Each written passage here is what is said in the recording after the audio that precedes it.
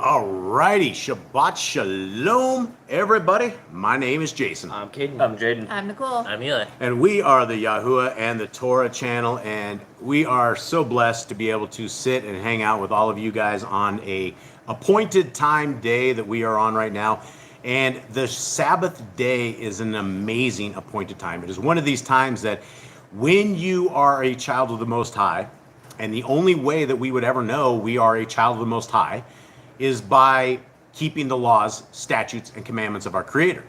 So when you are a child of the Most High, by those requirements, then we have a blessed, splendid day that is a Shabbat day, a day that we are told to rest, not to do commerce, not to have your animals work, not to have your people work, it's just a day of rest. And so here we are on an appointed time, hanging out with all of you guys.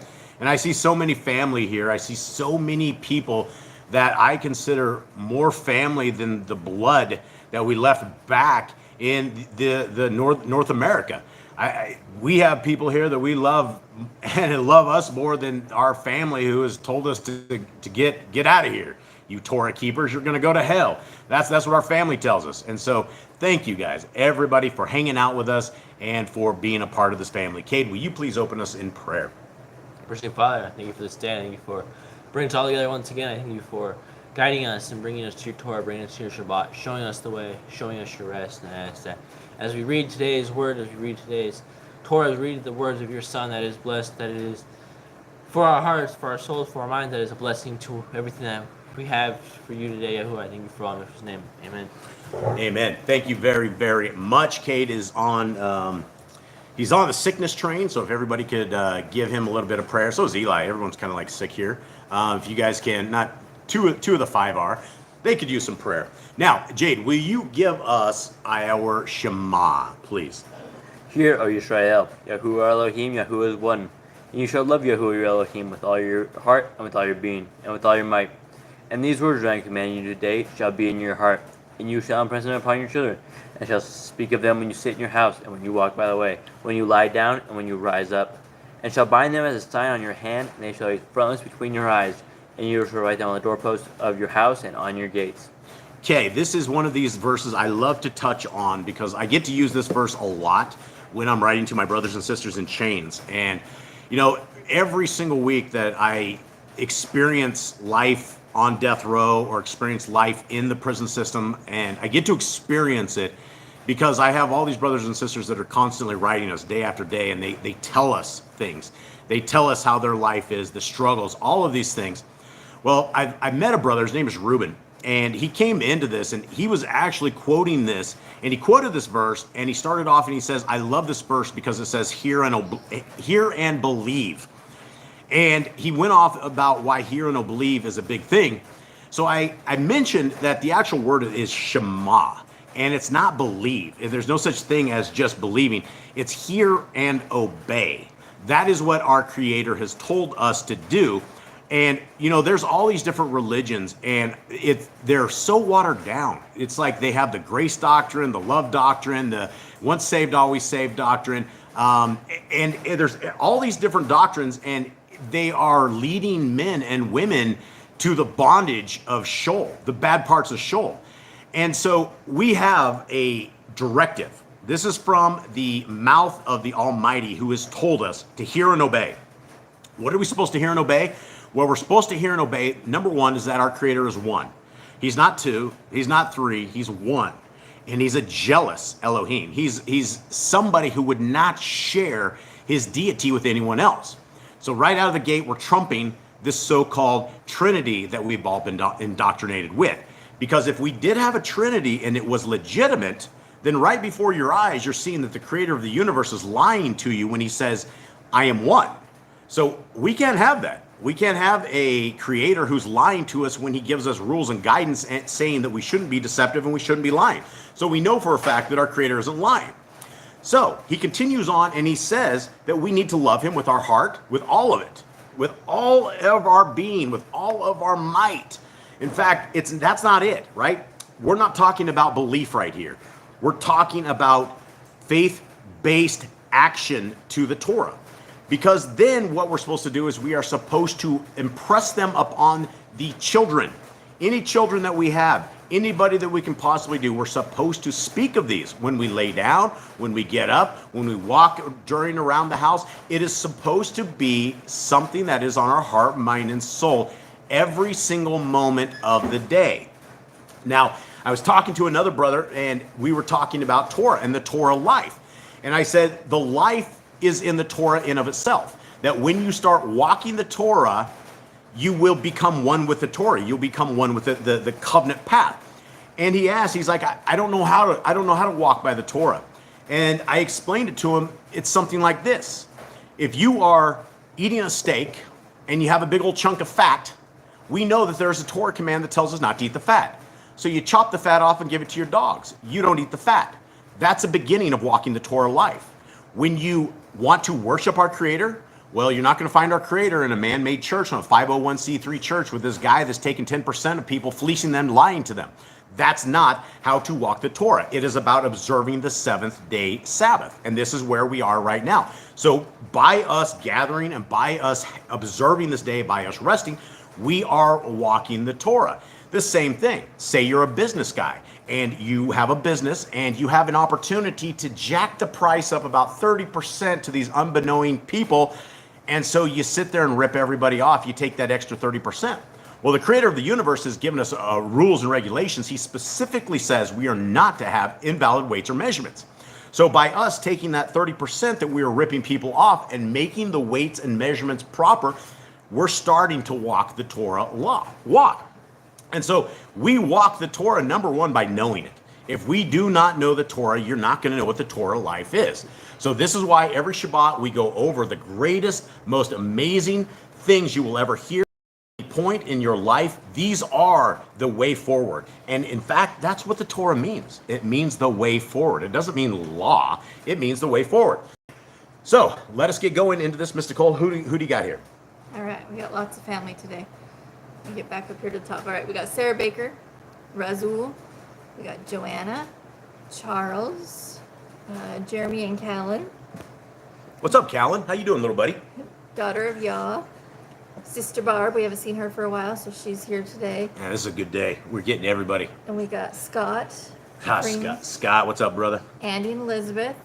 We got Tess, Sylvia, Cindy LJ, Yehoshua HaMashiach is my savior. Beautiful name. I'm scrolling here. Obi Lines, Chris is here. The Grand, Elizabeth, Yah's disciple. I didn't see her in here, so Shabbat Shalom. Yeah, Shabbat Shalom. And let's see, who else do I have? Rodney, Big Red. Hey, what's up, Big Red? Psalms 91 is here as well. I'm still scrolling. I don't know if I said Sylvia. I see Psalms 91 in and around the comments. Much love. I think it's a sis, maybe. Maybe it's a brother. I don't know. Much love to you, regardless. I think that's everybody, and I told Cindy to give Ollie hugs from us. Big hugs to Ollie and Abby. All right, guys, this is the family, and this is the most amazing things that we're about to encounter right here. And as we begin this Torah life walk, the Deuteronomy 6:4, the commandments of writing these on our heart, mind, and soul and discussing them as we go to and fro, we wouldn't know what to discuss unless we read through them. And so as we go through these every Shabbat, it's not just it's not reiterating the same things over and over, because when you walk the Torah, you begin to learn that there is life in these words. Like, these are the most beautiful Kodesh words that we've ever been given. And what is simply astounding, and I was part of that astoundingness, is that we have said, and I said for years and years, that these laws are on the cross. And the more I think about the words that I used to say, where I used to tell people that, I wonder on my judgment day how many people I have truly doomed to a bad place because of my bad indoctrination and my laziness and my inability to open my eyes soon enough.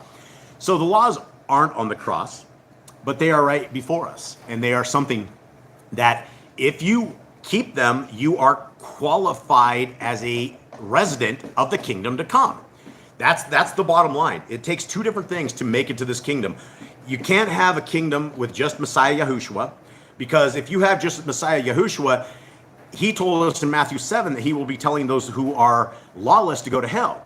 Well, if that's the case, what are we talking about the laws? How do we end up not going to hell? Well, that's what we're doing right now, is we are going over these, and as we read them, if you guys have any questions, please let us know. If something sounds crazy or anything of the sort, stick it in the comments. We are here to chat. We are here to talk about these. These are amazing things. And so let us begin. Gentlemen, do you want me to go for you, Cubs? Are you sure? Okay. Law number one, which is a beautiful, absolutely beautiful law, is be fruitful. Multiply. Replenish the earth, subdue it, have dominion over the fish, fowl, and every living creature. The herb bearing and every tree is for food. Man and woman should build their own families, master sin. Every living moving thing that lives shall be food for you. Let me cut in for you, Holmes. Do not eat the blood. Walk before me and be perfect. Guard Yahuwah's covenant, laws, statutes, and commandments. And this is a doozy right here, right? This is the one that's been reiterated more times in scriptures than any other commandment by far. by 1,000% more. I use this a lot when I'm talking to my brothers and sisters in chains.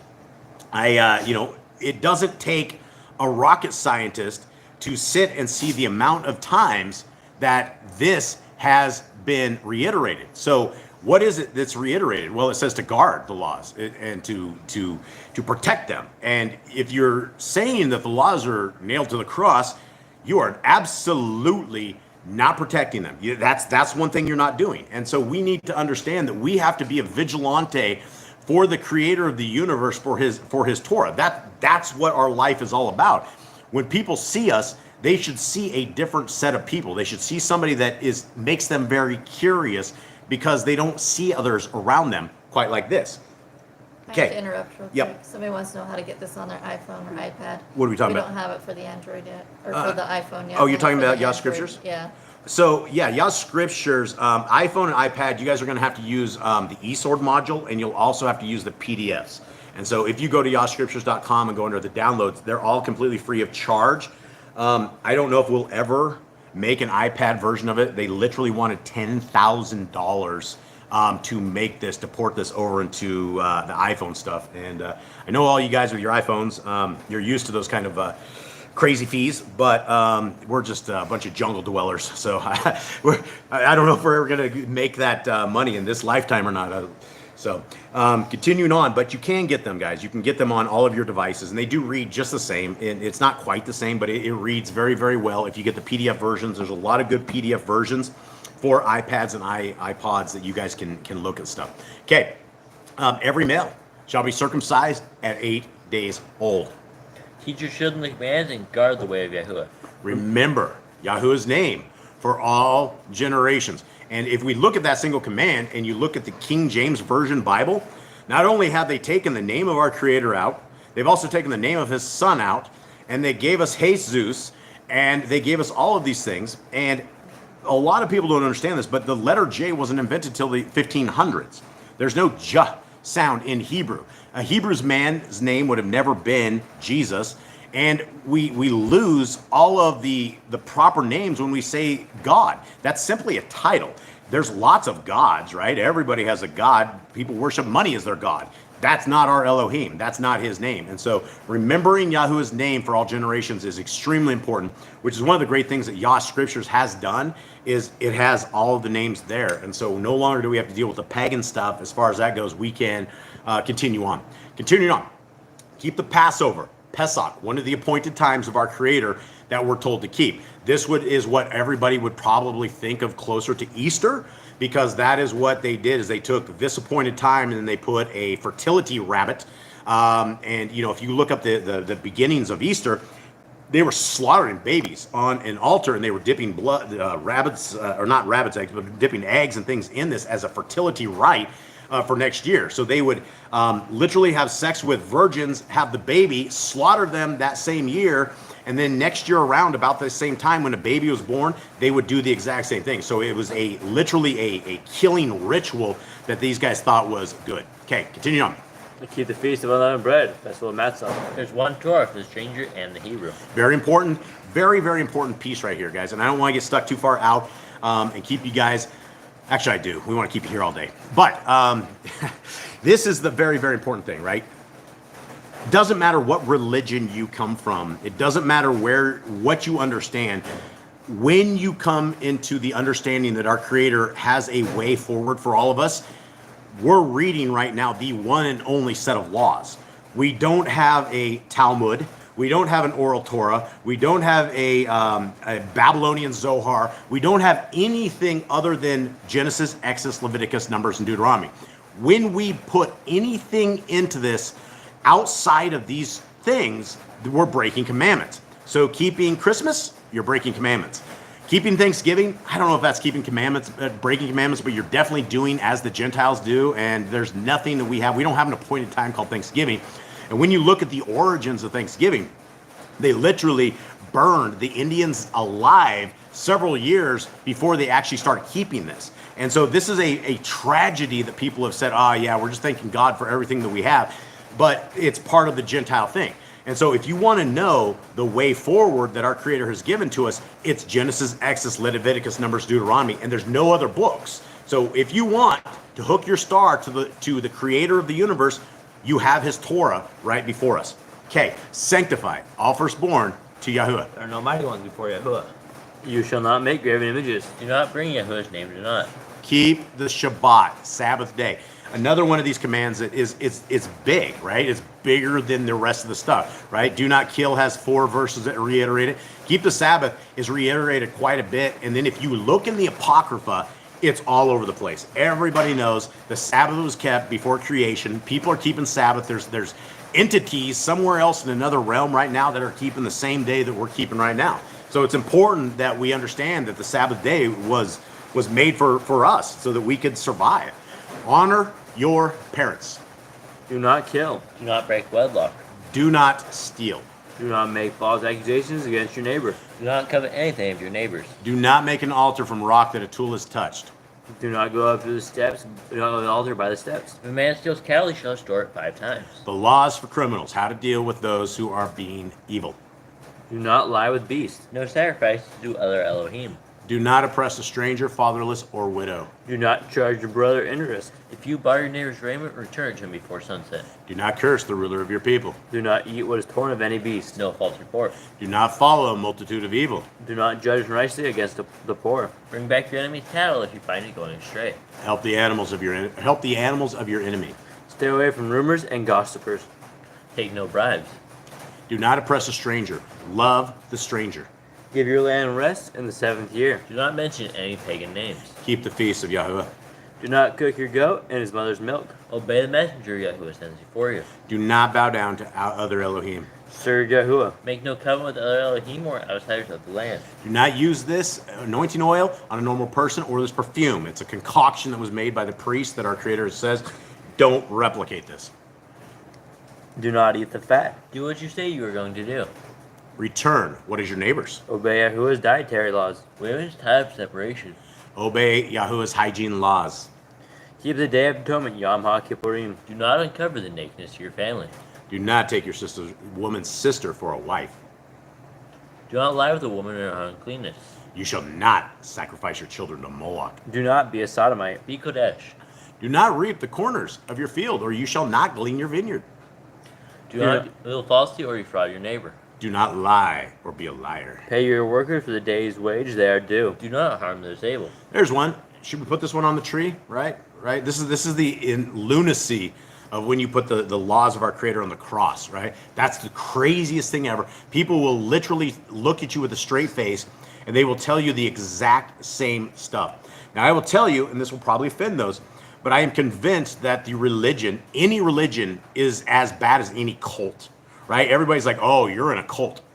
Well, a cult is something that believes something completely different than anything else, and they believe it based upon correct info or not correct info. And so we hear this stuff all the time, and the first thing that people will tell us is Paul said, right? The God of the Christians is Paul. So when I explain to them, is Paul your God? They get very angry. All of a sudden, it puts up their defense mechanisms, because when we are in a cult, when we have been programmed by the world, we have the answers that the world has programmed us to say. And so when you hear things like nailed to the cross, all food has been made clean, you can worship on a Sunday because Jesus died and that's the Lord's Day or something of the sort. Those are all things that all of us hear over and over and over, because that's what comes forth from a cult. So we have to be very careful, right? You can't say you don't want a commandment. You can't say you don't want this commandment, because then you will, what other commandments don't you want? And harming the disabled sounds like a tremendously great thing not to do. Okay, do not endanger your neighbor. Do not hate your brother. Rebuke your neighbor for his sin. Love your neighbor as yourself. Do not diverse your cattle. Do not mingle your seed. Do not mingle linen and wool. Do not lie with a taken woman. Do not eat the fruit of the trees for 3 years. Do not practice sorcery. Do not round your beard or corners of your head. Do not cut yourself for the dead. Don't get tattoos. Do not prostitute your daughter. Do not defile your temple. This is an interesting thing, right? Do not defile your temple. We had this lady's name was, I think she ended in Grace. Her last name was whatever it was, Grace. Sonic Grace or something. And she's like, oh, you really don't get it. And I'm like, get what? That we're supposed to be keeping the laws, statutes, and commandments of our Creator? And she writes back, laughing. She's like, she goes, Mr. Lawkeeper, where's your temple and where's your sacrifice?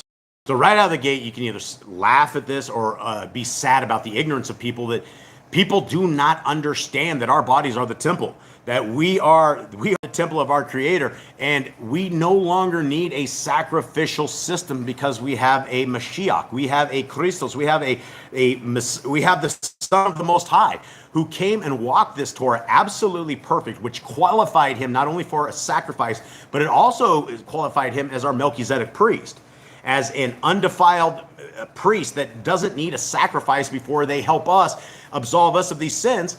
That is what this is about. And so when our Messiah died, and when Pentecost came, and the Holy Spirit came, the wind blew, and people had little fires above their heads, that is when our Creator came from outside of the temple and dwells with men. This is why we need to keep our temples clean. This is why we need to walk in the Torah, so we are not a disturbing, disgusting people to the eyes of our Creator.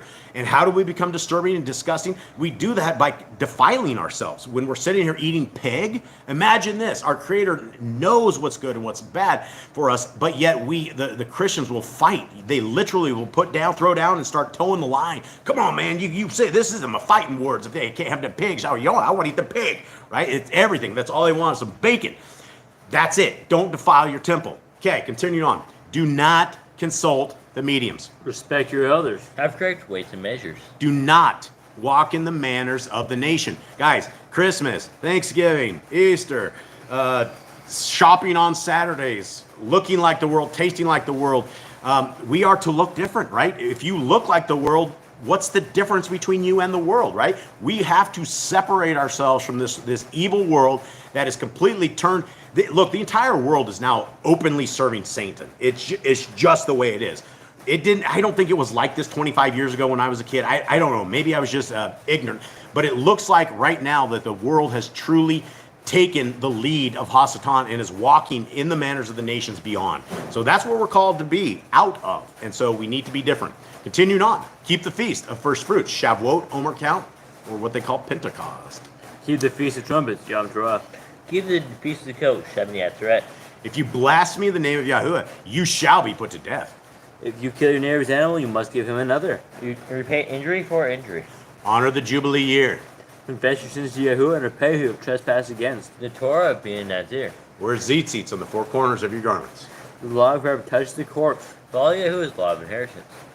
The law of keeping your oath to Yahuwah. Do not add or take away from the word. Important. Do not add or take away from the word, guys. Very important. Anytime that somebody presents you with outside theology, it's simple enough. Does it exist in Genesis, Exodus, Leviticus, Numbers, and Deuteronomy?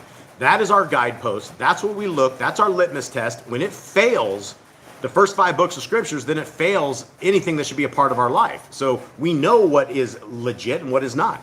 That takes us to guarding our soul. A very, very short commandment, but it's something that is the only thing that we will ever take out of this world with us is our soul. And so if we are not proactively guarding the soul while we have the opportunity to, then don't expect our Messiah to be an advocate for you when it comes Judgment Day, when it comes to will you make the kingdom or will you not. We must be proactive in guarding our soul and doing what our Creator wants at all times. And that takes us into learning to fear Yahuwah, right? You have all these people that they just don't care. Like the people that are eating their swine. You tell them that the Creator of the universe doesn't like this. They scoff. They laugh. There's no fear in our Creator. They don't care about eternity, and they definitely don't care about their health. Continuing on.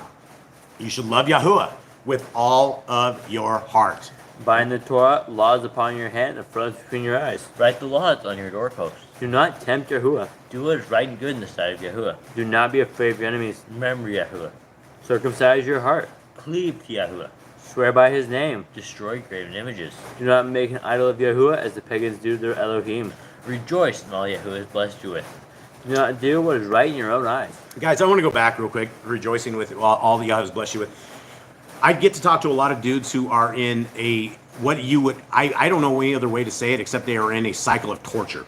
And if you know anything about the prison system in the United States, and most people do not, you think it's just it's not too bad of a place, right? Bad guys go to bad places. And that is true, but it's also, there are good guys that have ended up in bad, very, very bad places. And one of one of the biggest problems that I found out with the prison food system is that the food is all poisoned beyond what the rest of the food out in the world is poisoned, right? We already know that the GMOs have completely owned humanity. They have completely made men women and women men. They've done crazy, crazy stuff. But it's even worse because I talk to brothers. I have a brother in jail. His name is Tom Raper, of all things. He's not in there for rape. He's in there for murder a couple times, several times, almost a third time. And if you guys would please keep Tom in prayer. He is a Torah keeper. He has been a Torah keeper now for a long time. He has the Yah Scriptures. I've been talking to him for a very long time. But he's in solitary confinement, and he's a diabetic. And so I get emails constantly, and all we have to come up with is $70 a month that we can get him enough commissary for clean food. And we've been trying to toss this around our family, just trying to figure out how we can even commit to $70 a month, and I haven't been able to figure this out yet. And so these are the things that we can do for anybody that is out there. Please keep Tom in prayer. He literally doesn't think he's going to make it very much longer, and he is very, very sick. And the food is bad.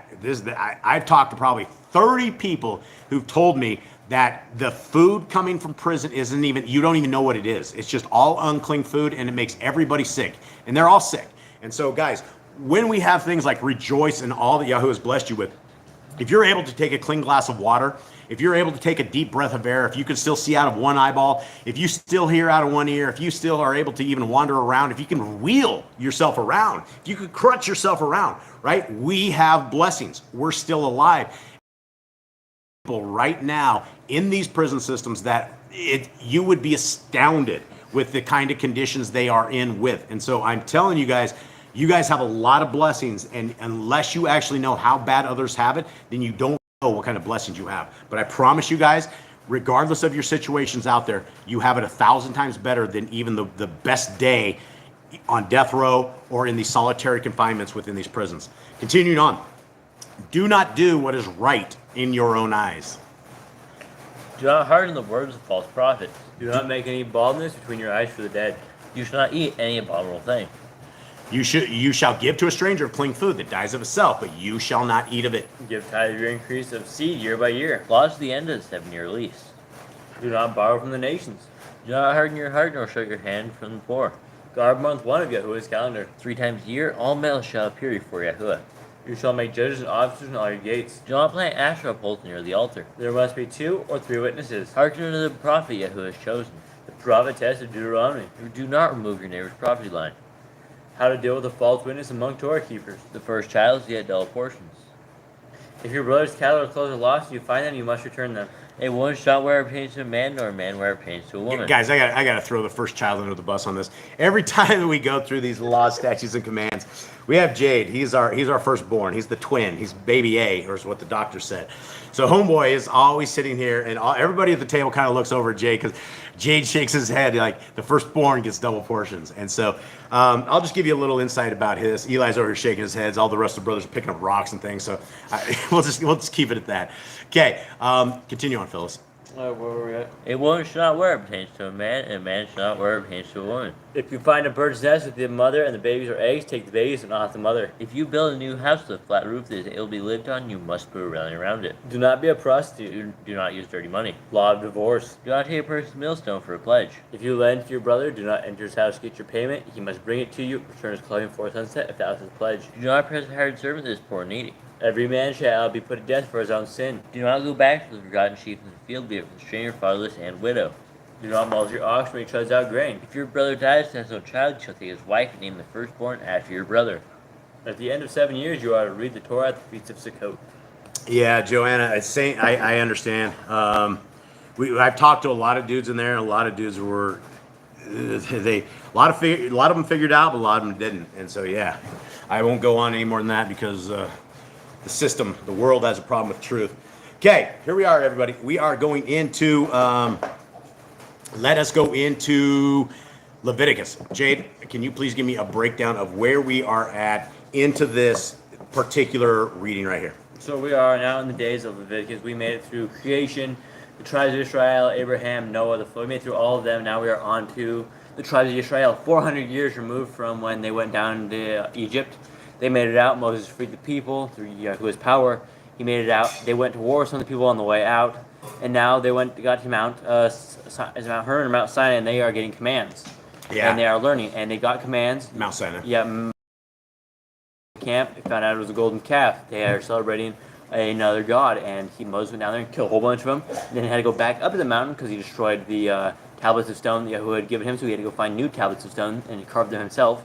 And then he went back up the mountain, got another 40 days up there, learned more commands, learned how to build a temple, basically got, I guess, mental blueprints on how to build this, what it should look like. Came back down, and he had all the people build stuff. And now he's talking to Yahuwah about the Levites and what they should do. And we also learned about the appointed times and how the Levites should do what they do on the appointed times. Okay, awesome. There we go. All right, guys. And so this is, as much as people say this is the Old Testament, I think they actually put old and new onto stuff as part of the trickery, because it's basically one large testament. It's the same testament that tells us from the front of the book to the end of the book, if you want to be a child or considered a child of the Most High, you will obey my laws, statutes, and commandments, as well as you must have the faith of Messiah Yahushua. So it's the same concept. It has never, ever changed. The New Testament isn't anything different than the Old Testament. You have a Messiah. We have a Levitical priest, a qualified Levitical priest, Messiah Yahushua, a Melchizedek priest. But beyond that, it's the same thing. Messiah says the same stuff. So here we are, Leviticus 24. And Yahuwah spoke to Moshe, saying, command the children of Yisrael that they bring to you clear oil of pressed olives for the light, to make the lamps burn continually. Outside the veil of the witness, in the tent of appointment, Aaron is to arrange it from evening until morning before Yahuwah continually, a law forever throughout your generation. He is to arrange the lamps on the clean gold lampstand before Yahuwah continually. And you shall take fine flour and bake 12 cakes with it, 2/10 parts in each cake. And you shall put them in 2 rows, 6 in a row, on the clean table before Yahuwah. And you shall put clear frankincense on each row, and it shall be on the bread as a remembrance portion, an offering made by fire to Yahuwah. Okay, so what exactly did we do right here? Anyone?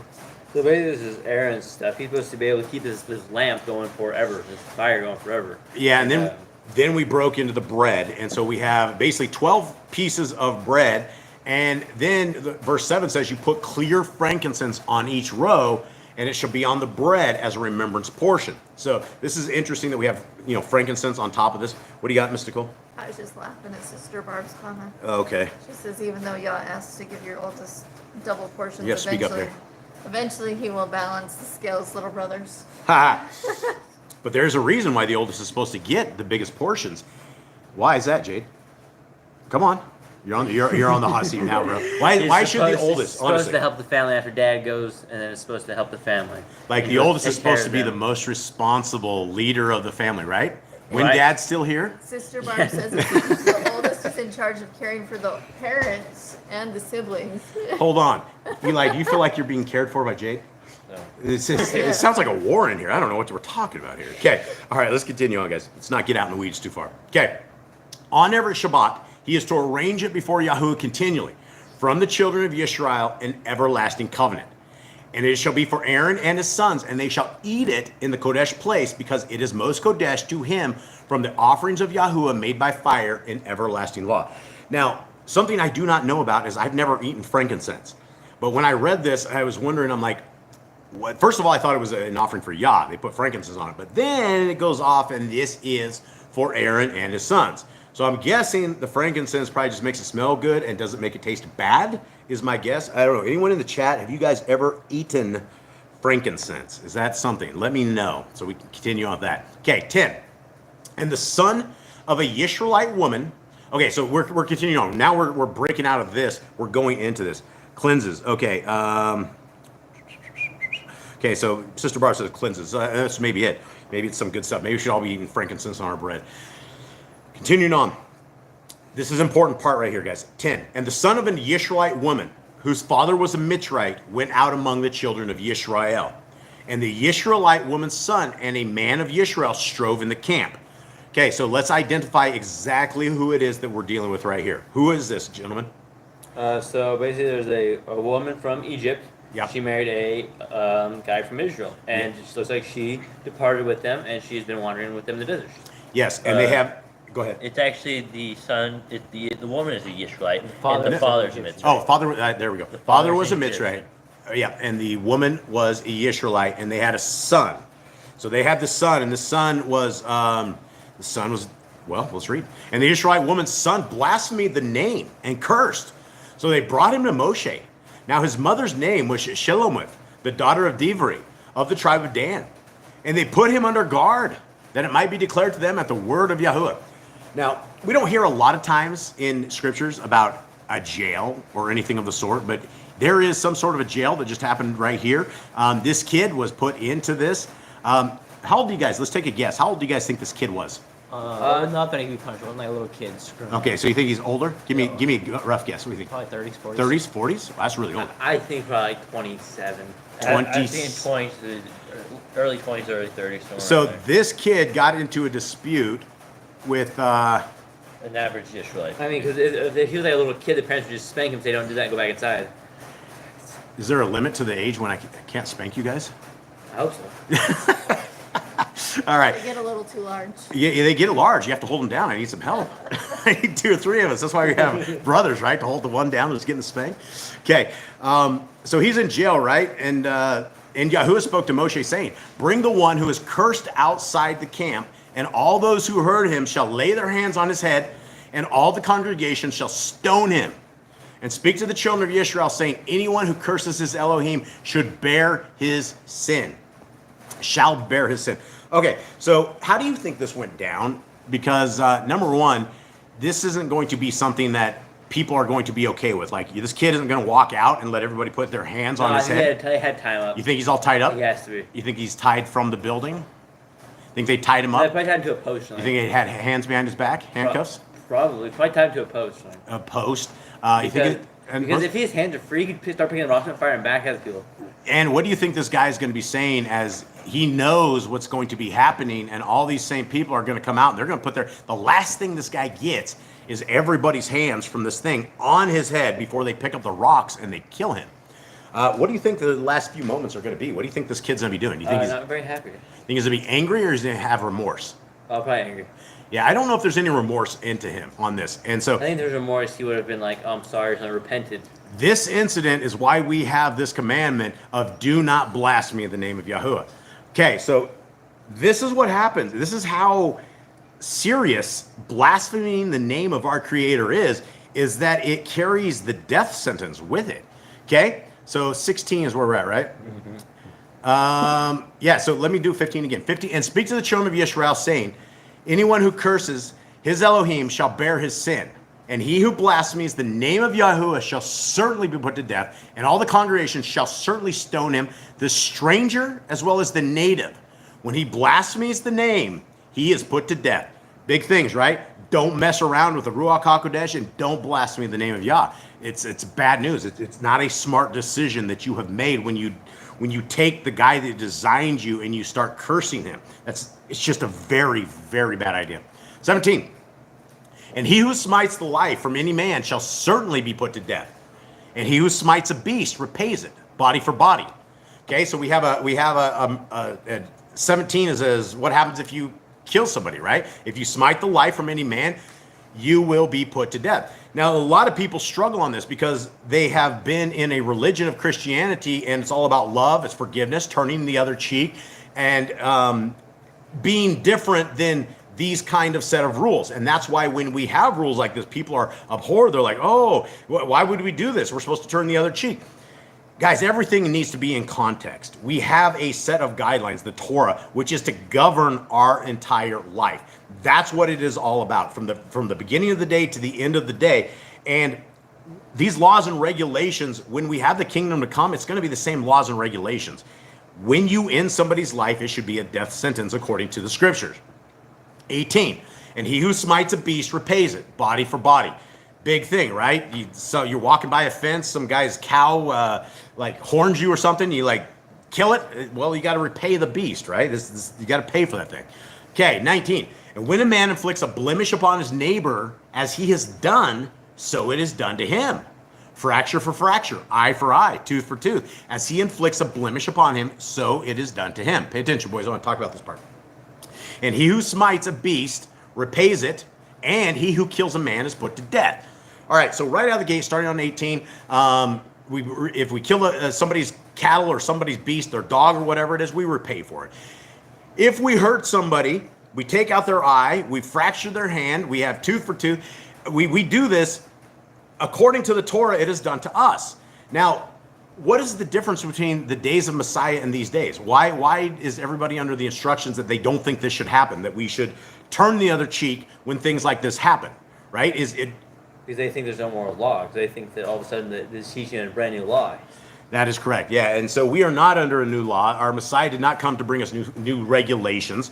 These are the things that if you do. Now, there's nothing wrong that says if some guy knocks your eye out and you're okay with it and you're like, you don't want to take the guys out, that's what it was. What we're talking about is we're talking about a set of rules and regulations that these people were under in a land where this is the governing set of rules. And if you don't have a rule for when some psychopath takes your eye out and knocks your teeth out and you're laying there, then you don't know what to do. But in that instance, when some psychopath does that to you, you know that the punishment fit for them is the same thing they did to you, which is justice, right? That sounds what justice is. 21, and he who smites a beast repays it, and he who kills a man is put to death. You are to have one right ruling for the native, for I am Yahuwah your Elohim. Guys, this verse right here tells us there is only one Torah for all of us. It doesn't matter if you're a Catholic, Muslim, it doesn't matter where you come from. If you want to be a child of the Most High, we have one Torah. We have Genesis, Exodus, Leviticus, Numbers, and Deuteronomy. That is our set. It doesn't matter where you come from. It doesn't matter what you've seen. It doesn't matter where we have had our life experiences. If you are seeking the of the universe, this is how we grab a hold of him. This is how we get to this kingdom to come. Continuing on.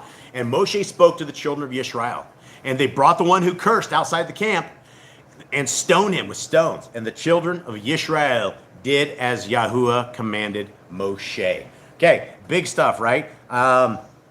Big stuff, right? There we go. We have these beautiful, precious laws. And when you think about this, right? An eye for an eye, a tooth for a tooth. I don't think I would want to have a different way forward, right? If you're looking for a way to equal out and to have justice for what was done to somebody, then the exact same method is actually very, very genius. And so let us take note that these laws, statutes, and commandments are beautiful.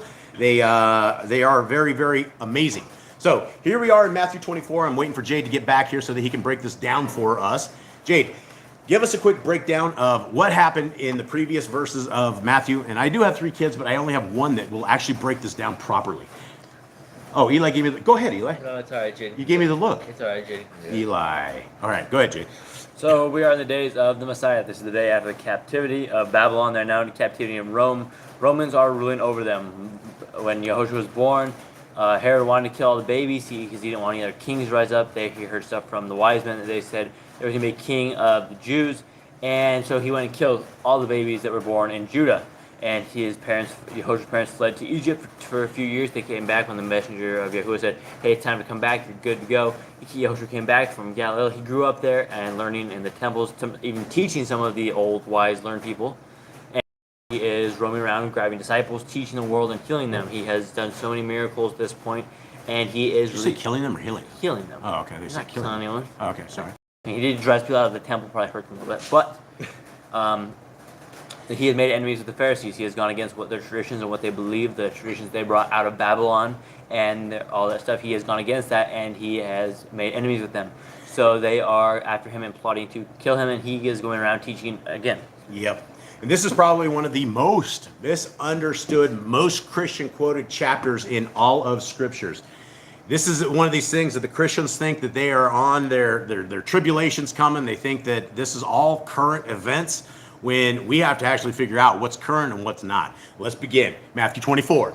And going out, Yahushua went away from the Mikdash, and his Talmidim came near to point out to him the buildings of the Mikdash. And Yahushua said to them, do you not see all these? Truly I say to you, not one stone shall be left here upon another at all, which shall not be thrown down.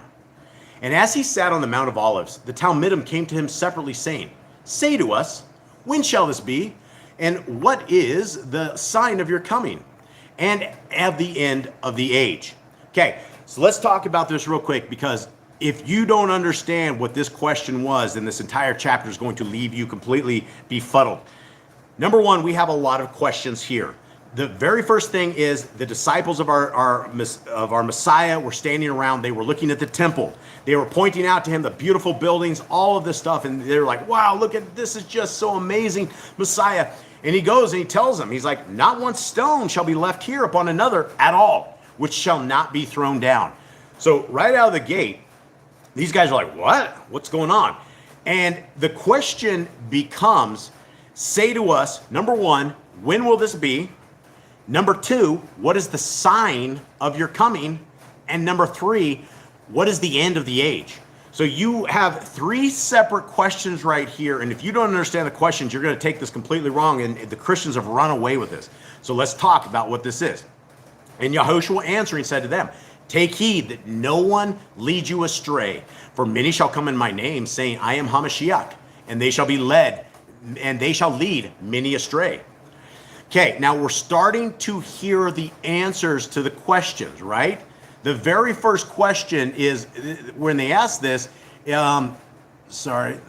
right here. The very first question is, when shall this be? So Messiah starts answering these questions. And you shall begin to hear of fightings and report of fightings. See that you are not troubled, for these have to take place, but the end is not yet. Now you have the entire Christian religion who thinks this has something to do with these days and these times, when what you're hearing right now is all in the past. The prophecy that Messiah talks about right here, where the temple is completely destroyed, that came and that has gone. That is no longer in the future. That is not what we're waiting for. Okay? Continuing on, Messiah says, for nation shall rise against nation and reign against reign, and there shall be scarcities of food and deadly diseases and earthquakes in places. And all of these are the beginning of birth pains. Okay, so we have an answer to all of this, and a lot of people don't understand this, but about 70 years after our Messiah was gone, Jerusalem is completely annihilated. Now let's go talk real quick about this. Eli, take me into that story real quick. Let's go talk about this, because a lot of people don't know what Messiah is talking about. So let's go to the handy-dandy worldly Britannica, the encyclopedia of not truth, but we'll get as much truth as we could possibly get out of this thing. And let's talk about this. This is the siege of Jerusalem, guys. We're talking 70 years afterwards that this event has already taken an event. But again, the Christians will run with this, and they're like, oh, look, it's right here, right now. Okay, so it's the siege of Jerusalem. The Roman military blockaded Jerusalem during the first Jewish revolt. The fall of the city marked the effective conclusion of a 4-year campaign against the Jewish insurgency in Judea. The Romans destroyed much of the city, including the Second Temple. The majority of the information on the siege comes from the copious notes of the Jewish historian Flavius Josephus.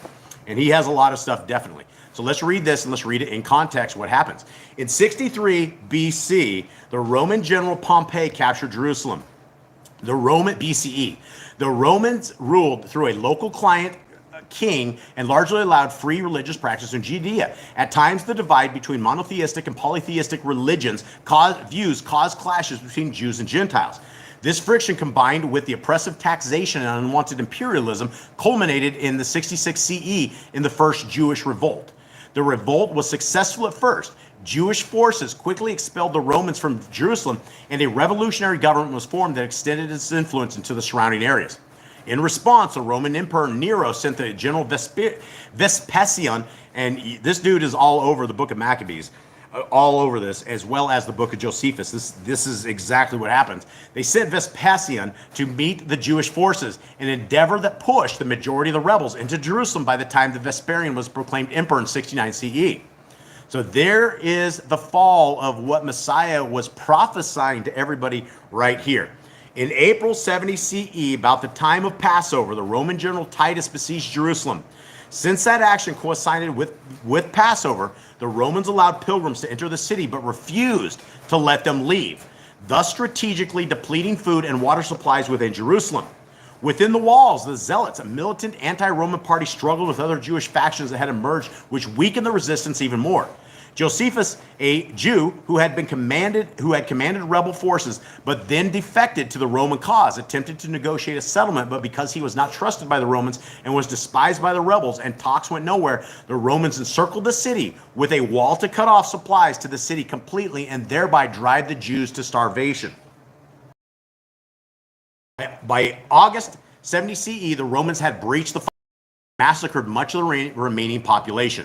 They also destroyed the Second Temple. The Western Wall, the only trace of the Second Temple, remains a prayer and pilgrimage. The loss of the temple for the second time is still mourned by Jews during the Asif Tish thing. You know, we don't care about that. But let's go back into this, guys. So Messiah became a wonderful, wonderful prophet because he just told us this. So this is what it was. Now, not only did they surround the city and they break through the city, what it was a giant ruse. They let, during their little pilgrimage in, they let an enormous amount of people in, and when everybody was in Jerusalem, then they sealed the city off so that there was no food, there was no water, there was nothing, and it took all their supplies, took everything out, and then they waited. And when they broke through the temple, what they did is they sacrificed to pigs, right? The desecration of abomination was that they took a pig in there and that they slaughtered it. They literally slaughtered a pig in the temple. So let's continue on with this and see if we can piece all of this together. 9 says this: then they shall deliver you up to affliction and kill you, and you shall be hated by all nations for my name's sake. And then many shall stumble, and they shall deliver up one another, and shall hate one another. This is all the events that are happening in Jerusalem at that time. All these people, they in fact, some of the stories that came out is women they were eating their own kids. And that was the big thing, is they were literally eating their own children at this time. And many false prophets shall rise up and lead many astray. And because of the love of many shall become cold.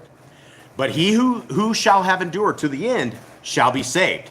And this good news of the reign shall be proclaimed in all the world as a witness to all the nations, and then the end shall come.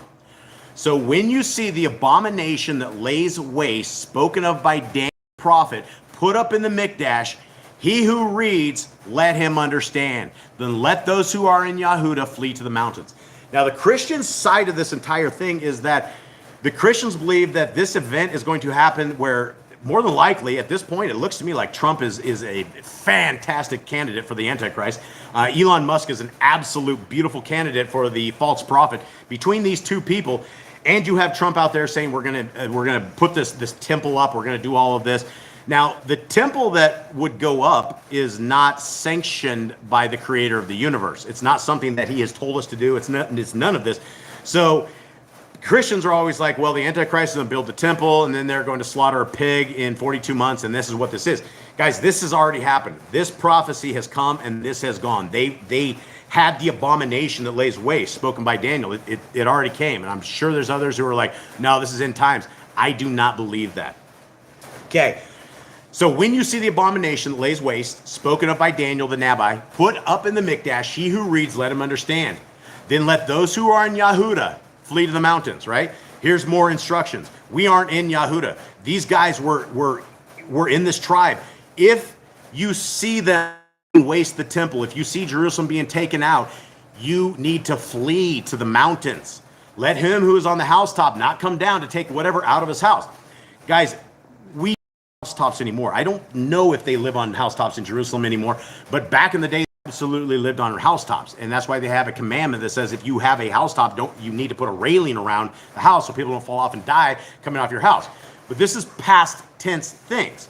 Continuing on, Messiah is giving everybody who needs to run for their lives the understanding of when you need to run for your lives. 18, and let him who is in the field not turn back to get his garments. And woe to those who are pregnant and to those who are nursing children in those days. And absolutely, right? During these times, it was very, very, very bad. It was bad for all the people. It was bad for all the kids. They're literally eating their children. Barb says they do still live on the roof. Oh, do they still live on the roofs? All right, thank you. I didn't know. Okay, 20. And pray that your flight does not take place in winter or on the Shabbat. For then there shall be great distress, such as not been since the beginning of the world until this time. No, never ever shall be. And if those days were not shortened, no flesh should be saved. For the sake of the chosen ones, those days shall be shortened. And I know everybody has different viewpoints on this. I believe this is the event that has come, that has gone, and there will probably be other events like this, right? That something like this could fall into, but I don't believe this is a future prophecy that the Christians have told us all about. 24. For false messiahs and false prophets shall arise, and they shall show great signs and wonders, so as to lead astray, if possible, even the chosen ones. See, I have forewarned you. So if you say, look, he is in the desert, do not go out. Or look, he is in the inner rooms, do not believe. For as the lightning comes from the east and shines to the west, so also shall the coming of the bin of Adam be. Very important stuff, right? This is this is our redemption, right? We are looking at redemption. The people that are Torah keepers, that love the law, statutes, and commandments, we are looking for this moment when Messiah comes, that no man will know. 28. For wherever the dead body is, there the vulture shall be gathered. And immediately after this stress of those days, the sun shall be darkened, and the moon shall not give its light, and the stars shall fall from the Shamaim, and the powers of the Shamaim shall be shaken. So there's potentially end time signs, end time things in this. You know, we've had, you know, one of the things that, you know, probably most spooky in the United States was the eclipse that we had, that went over like a 4-year period, right? Where it made a Tav, it made basically an X right in the middle of the United States of America. Those are the kind of things that, you know, definitely some signs to be looked at, but, you know, this isn't what this is talking about. 30. And then the sign of the bin of Adam shall appear in the Shamaim. And then all the tribes of the earth shall mourn, and they shall see the bin of Adam coming on the clouds of the Shamaim with power and much esteem. And he shall send his trumpets with a great sound of a trumpet, and they shall gather together his chosen ones from the 4 winds, from one end of the Shamaim to the other. Okay, this is our ending, right? This is our exit. This is where Messiah comes. This is where he's popping down, and this is why we have a commandment that says, obey the messengers that Yahuwah sends before us. Because when this happens, it's going to be an interesting event, right? We're all of us are exiles across the 4 corners of the world. When this happens, this is our Messiah. We will be called to Mount Zion. We will be called to the New Jerusalem, the new place. And, you know, according to scriptures, we're probably going to be doing the cleanup crew for the people that are over there right now. 32. And learn this parable from the fig tree. When its branch has already become tender and puts forth leaves, you know the summer is near. So you also, when you see all these, know that he is near at the doors. Truly, I say to you, this generation shall by no means pass away until all this takes place. Now, these are some interesting things right here that Messiah says, that truly this generation shall by no means pass away until all this takes place. It's yet another clue that most of this is stuff in the past, right? Because this generation has obviously passed away thousands of years ago, 2,500 years ago or so. They're all gone, right? And so a lot of this was for that time. Now, if you need to have something to kingdom to come, these are good things as well, right? Because we know that darkness is going to overtake, and we know that our Messiah is going to call us. We're going to hear this trumpet at some point. We don't know if it's in our lifetime or another lifetime, but it's on its way. And what's on its way is not a bus for the tourists. What's on its way is not a taxi or an Uber or a car system that's going to carry the Torah less away. If you have no fascination, love, you don't have the Torah, the laws in your heart, mind, and soul, back and exit from anything, because what would we have an exit from? I mean, we're those same people. The kingdom is not going to be a whole bunch of disobedient, sinful people. It's going to be people that love the laws, statutes, and commandments of our Creator and are willing to obey them. Continuing on. Where are we at, fellas? I think 30. 35? 35. Okay, 35. The Shamaim, the heavens, and the earth shall pass away, but my word shall by no means pass away. Okay, this is very important, right? What are Messiah's words, gentlemen? What he's speaking here is law. I mean, he's speaking His the dad's Torah. words. Messiah's words have always been his dad's words. He says he comes in the name of his father. He is doing the will of his father. It's his father sent him to do this work. It's not by his own volition. It's not by his own wishes. He was sent here by the wishes of his. So does this say right here that the Torah is gone? Have we nailed it? It says talking about the heavens and the earth shall pass away. And then his words, which are the words of his father, the Kodesh words, will never pass away. So we got the Torah for life plus eternity is what it is. Torah is very, very important. Okay, 36. But concerning that day and hour, no one knows, not even the messengers of the Shamayim, but my Father only. This is a very tricky thing for people who believe in the Trinity right here, right? So if you believe that the Father and the Son and the Holy Spirit are all the exact same entity, right here we have to look and raise an eyebrow at this, because it says concerning that day and the hour, and the day and the hour is talking about the return of our Messiah, who people say the Messiah is the creator, but Messiah is either he's filthy lying to us right now, or this is the truth. And I'm not going down the road that our Messiah is lying to us. It wouldn't make any sense when it comes to Torah that you have anyone out deceiving us about anything. So I'm taking it for the truth that even the messengers of the Shamayim know. Messiah Yahushua does not know, but his dad does. Father knows. Our Father knows. So very, very interesting. The second coming is going to be something very, very amazing. It's going to be just spectacular. 37 says, and as the days of Noach, so also shall the coming of the bin of Adam be.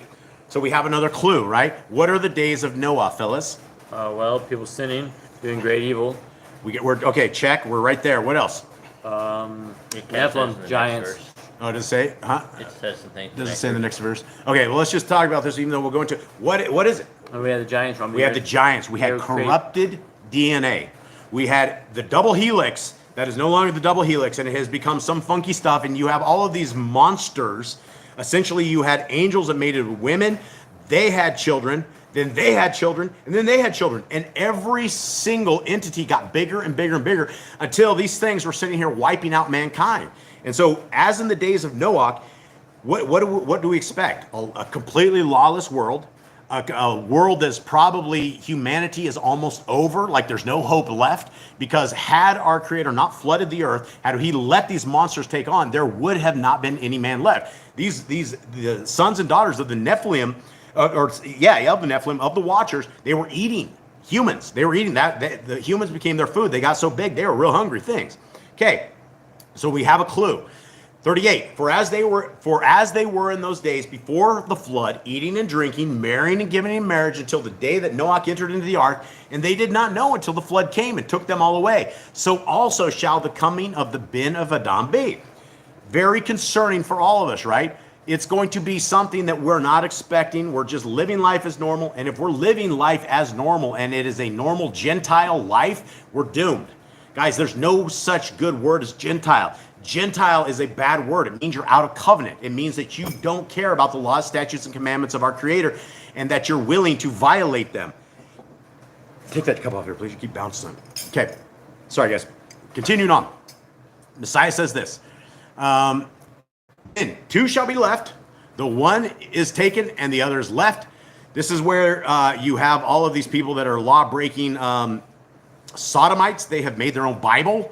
And this is one of the verses they used in their own Bible. It says, two shall be grinding at the mill. One is taken away and one is left. They're like, oh, that's obviously two guys.